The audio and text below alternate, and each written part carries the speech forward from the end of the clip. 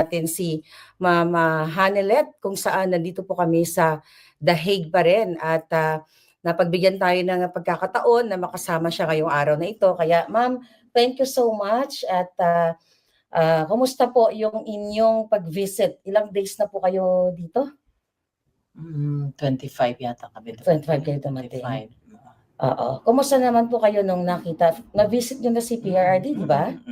With Kitty? Pagdating niya dun sa ano namin, nagyakapan kami tatlo, tapos sabay kami ni Kitty kumanta ng happy birthday sa kanya. Oh, wow. Dito si Kitty sa kabilang pisngi, dito ako sa kabila, kasi kami kanta ng happy birthday. Yun, hanggang ano. Hindi po umiyak si PRRD? Ay, hindi. Kayo po? Kasi sabi ni Inday, wag daw kayo umiyak. Ako pa, medyo ano pa ako. Ano po yung sinabi ni former President PRRD sa inyo? Sabi niya, yung kagaya ng sinabi niya kay VP, sabi niya, there will be a day, there will always be a day of reckoning. Yeah. Tsaka sabi nga niya, kinote niya nga sa Psalms 91 verse 8, Yeah. I will let you see with your own eyes the destruction and the punishment of the wicked. Yeah. Ang ganda ng promise ng Panginoon. So very positive po si PRRD. Ano yung parang pinaka-importanting mensahe niya sa inyo nung time na nag-visit kayo sa kanya? Nung kinwentuhan ko kasi siya kung ano nangyayari sa labas, sabi ko, ikaw na ayaw mong ipaalam, ayaw mong magpa-istorbo tuwing birthday mo, natutulog ka lang. Ngayon buong mundo ang nagse-celebrate ng birthday. Birthday niya. So tuwang-tuwa naman siya. Oo. So, masaya siya. Nagbanggit ba siya na, like personal messages sa Pilipino, mga kababayan natin? Sabi niya, salamat sa suporta at sa pagmamahal. As usual, sabi niya, mahal niya ang lahat ng ang mga Pilipino sa buong mundo, sa Pilipinas at sa labas ng bansa. Saan mang parte ng bansa, mahal niya. Yun naman talaga miski na ng presidente siya, mas minahal pa nga niya ang Pilipino at ang Pilipinas. Yeah. So ako po talagang nag-travel din ako para ma-witness talaga namin yung yung pang-aapi sa family ninyo.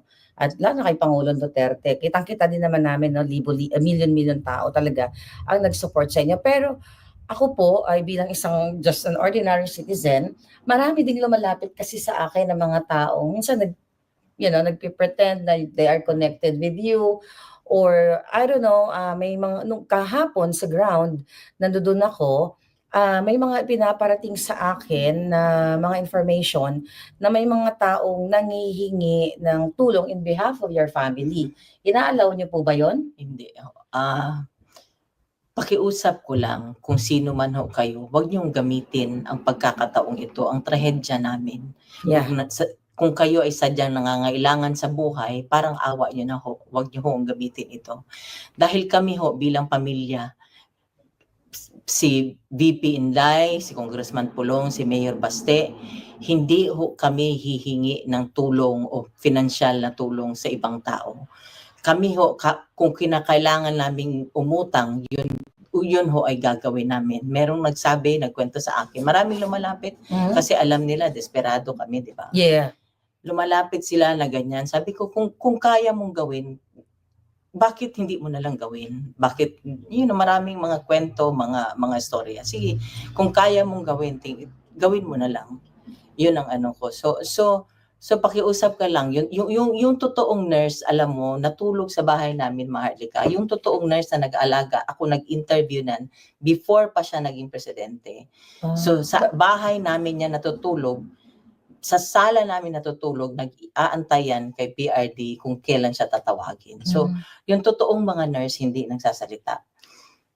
Kami may group chat kami ng kasama ng mga nurse na nag-aalaga siya, nagre-report sila sa akin kung ano. So, yung totoong nurse, hindi iyan nagsasalita. Code of ethics siya ng nurse na hindi ka dapat magsalita. Disclose sa iyong Nagtatago yung totoong nurse. Kung nagpapanggap ka na ikaw nag-aalaga, nag-nurse ka, parang mahiya ka naman sa totoong nurse na nag-alaga, nagpupuyat sa kanya. Pero po yung nurse ni Pangulong Duterte, di ba, hindi naman inalaw na magstay dito? Kaya nga, ultimo nurse, di ba? Ang nangyari niyan, hanggang ngayon, para sa akin parang bangungot.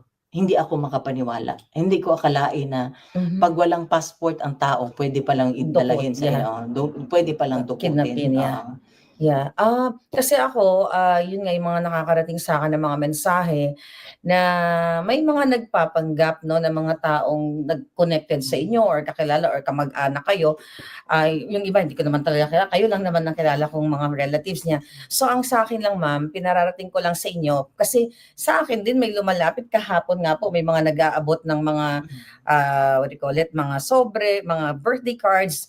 So sinasabihan ko sila na yung family ninyo, which is in-announce ni Inday, hindi nanghihingi ng financial Hindi help. hinihingi. So, but birthday greetings is fine. Birthday greetings, So mga cards, okay so meron yan. Kasi pala, pampaano ng ano niya, yeah. dinala ko nga yung iba, pinasign ko na yung pinabati ko nga para lang maanuhan siya. Yung alam mo, para maanuhan ng yung spirits niya, gumaan yung loob niya, maging sumaya siya ng konti doon dahil sa mga pagbati ng mga tao. So kasi, may mga nurse pa lang nagpapanggap. Ang alam ko parang may mga nagvo-volunteer dito sa Dahig, pero may mga Nag-contact nagpapanggap ako. din pala na mga Ala- nurse daw. Alam ni mo, Pangulong ang nangyari Duterte. niyan, syempre ako nurse, Oh, registered yes, nurse yes, ako. yeah. So, kinontak ko na sa pag alis pa lang nila, kumontak na ako, yung sa PRC sa Davao. Davao, okay. Sabi ko, tulungan mo ako makahanap ng nurse doon. Dito. Sabi ko, whatever na i-remit, wire transfer Wire ko ang transfer yung sweldo ko. sweldo. Ang sweldo niya papunta dito. Siya magala. Nakakontak ako, natawagan ko, ma'am, ganito. It turned out, wala lahat, bawal lahat. Pa-ultimo yung nurse na personal nurse niya na before siya tumakbo ng presidente na in-interview ko. Kasi mabuting tao yun, mapagkatiwalaan mo talaga. When it comes sa pera, mapagkatiwalaan mo. Hindi pinasama. Kaya nga, nung tinawagan ko na, alam ko nakalanding na, nung tinawagan ko siya, nag-iyakan kami, ma'am, hindi kami pinasama. Yun ang So, yun, kami nga para lang mapaano ko sa inyo na ang pamilya namin hindi ho manghihingi o magsusolicit sa inyo ng kahit na anong financial na tulong. Kami nga ni BP Inday nagtutulakan. Nung nasa Davao pa ako, sinabihan ko na si Inday. Sabi ko, bigyan mo ako ng magpadala ako. Paano ko ipadala? Hanggang ngayon hindi niya ako sinasagot. So ganun kami. So yung mga makapalang mukha diyan, parang awa niyo na. Parang awa niyo na. Yeah. Yun. So, for the record, mga kababayan, wala pong nurse si Pangulong Duterte dito sa Dahig except yung nandoon sa ICC kung sino man yung assigned ng institution. Tama po ba? Hindi ko talaga alam. Malabo ang ng loob sa loob. Hindi ko alam. Marami akong hindi alam. Pati sinasabi lang nila ganito. Basta ako, sinabi ko lahat. Anong sitwasyon niya.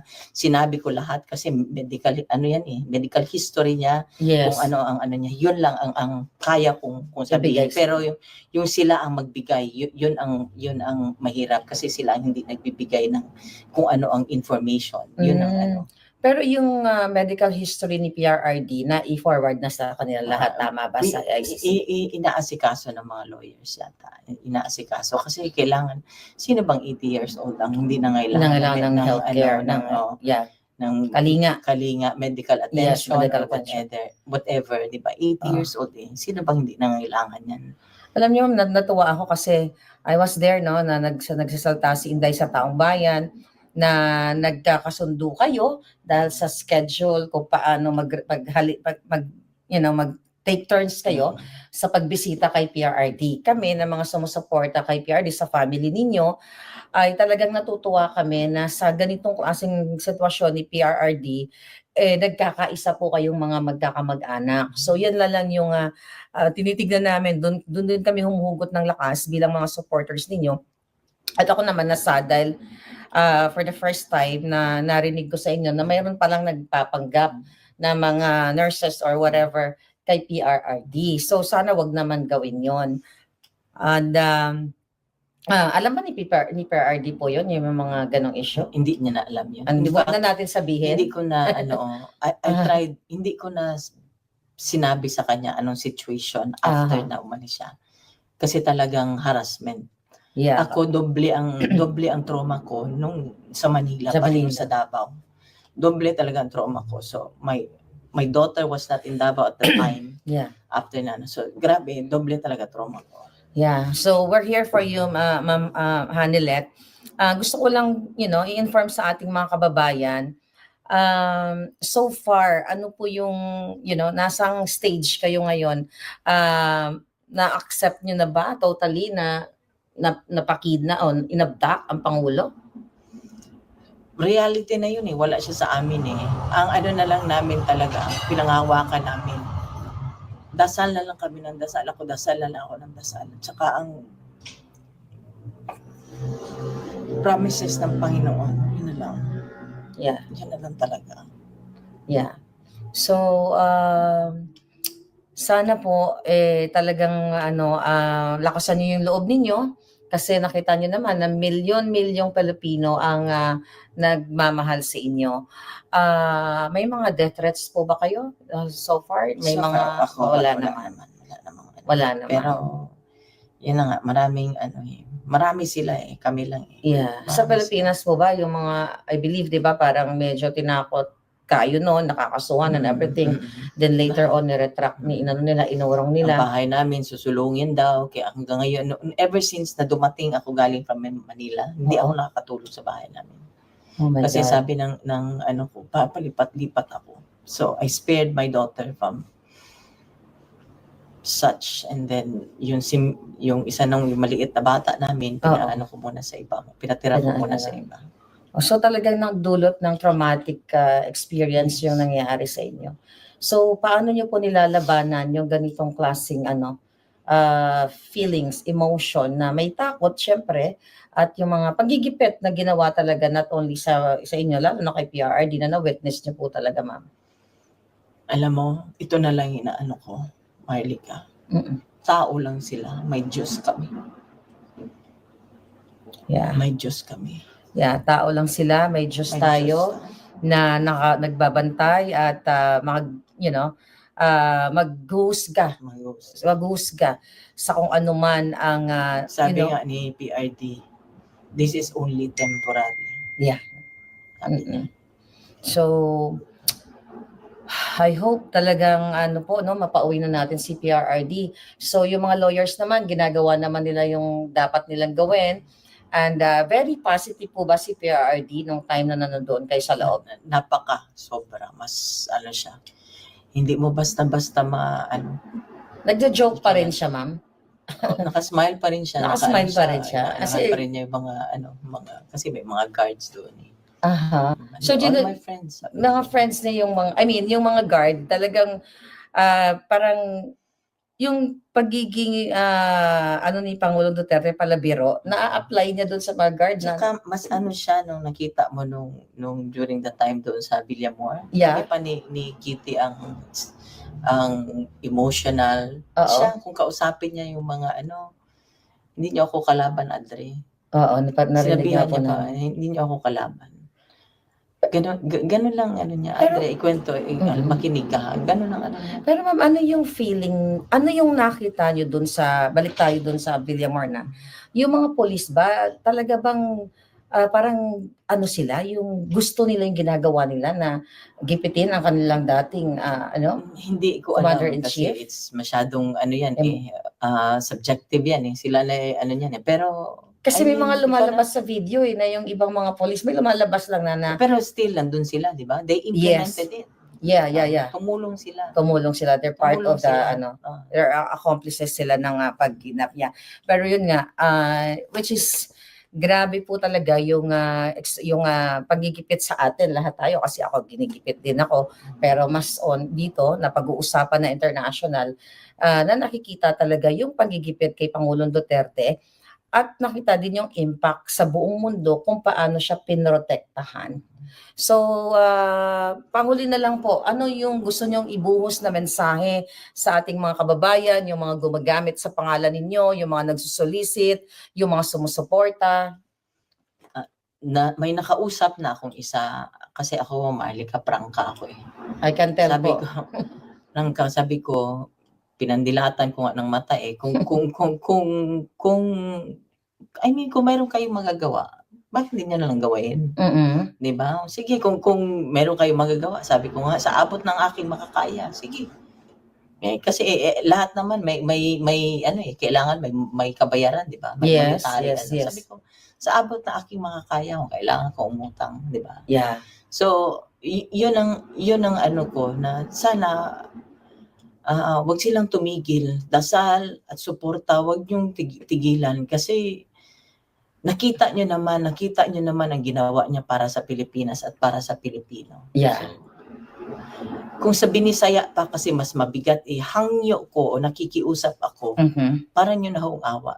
Tulungan niyo po kami sa dasal, sa lahat po kung ano pong pwede nating gawin na maibalik ko siya sa amin. Wala na ho siyang gusto nga sa buhay.